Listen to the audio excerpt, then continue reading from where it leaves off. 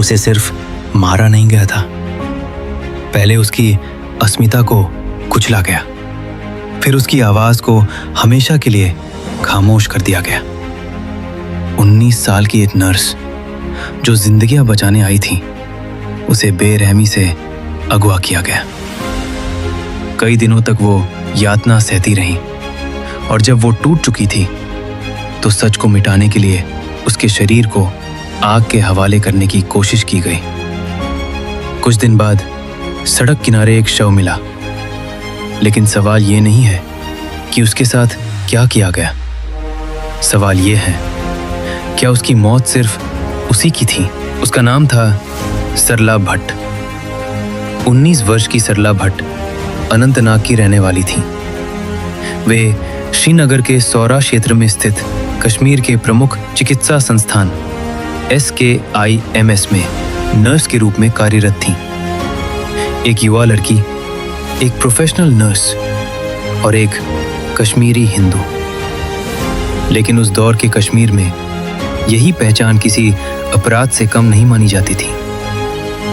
अस्पताल परिसर के भीतर अब्दुल आहद गुरु और JKLF का डिप्टी कमांडर हामिद शेख सक्रिय थे। दोनों को ये शक था कि सरला भट्ट पुलिस इन्फॉर्मर है। इसी शक के आधार पर सरला को कई बार नौकरी छोड़ने की धमकियां दी गई, उन्हें डराने की कोशिश की गई। अस्पताल जैसा सुरक्षित माना जाने वाला स्थान भी उनके लिए सुरक्षित नहीं था।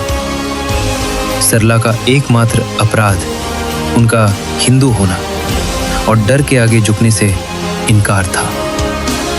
फिर आई 14 अप्रैल 1990 की तारीख।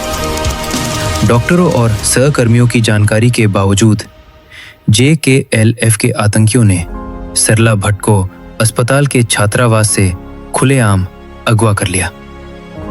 ये अपहरण पूरी योजना के साथ किया गया था। सरला को एक अज्ञात स्थान पर ले जाया गया।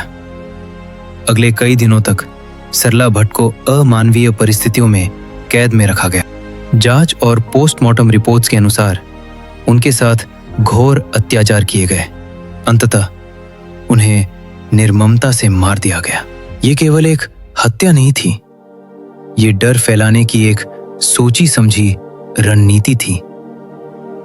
19 अप्रैल 1990 को अपहरण के लगभग 5 दिन बाद सरला भट्ट का शव श्रीनगर के डाउनटाउन इलाके में सड़क किनारे पाया गया। पोस्टमार्टम रिपोर्ट ने इस अपराध की भयावहता की पुष्टि की, लेकिन आतंक यही खत्म नहीं हुआ। जब सरला भट्ट के परिजन उनका पार्थिव शरीर लेकर अंतिम संस्कार के लिए जा रहे थे, तब भी आतंकियों ने उन्हें नहीं छोड़ा। परिजनों पर बम से हमला किया गया। अनंतनाग में सरला भट्ट के घर को आग के हवाले कर दिया गया। संदेश साफ था, मृत्यु के बाद भी डर का पीछा नहीं छोड़ा जाएगा। आखिरकार सरला भट्ट के परिजनों को वही करना पड़ा जो आतंकी चाहते थे, अपनी मातृभूमि छोड़ना। वे इस उम्मीद के साथ निकले कि शायद हालात सुधरेंगे, हिंसा रुकेगी और वे वापस लौट पाएंगे। लेकिन 3 दशक से ज्यादा समय बीत चुका है। घर वापसी का सपना आज भी अधूरा है।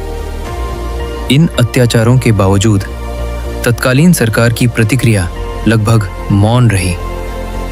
पीड़ितों को सुरक्षा नहीं मिली, न्याय की प्रक्रिया ठहर गई और दोषियों के हौसले और बढ़ते चले गए।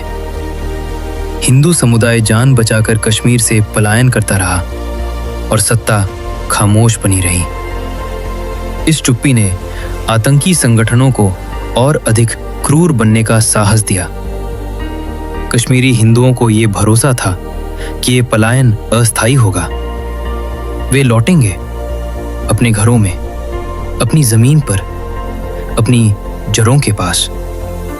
लेकिन सरकारें बदली, नीतियां बदली, पर घर वापसी का रास्ता कभी नहीं खुला। न संपत्ति वापस मिली, न सुरक्षित माहौल और न ही राजनीतिक इच्छा शक्ति।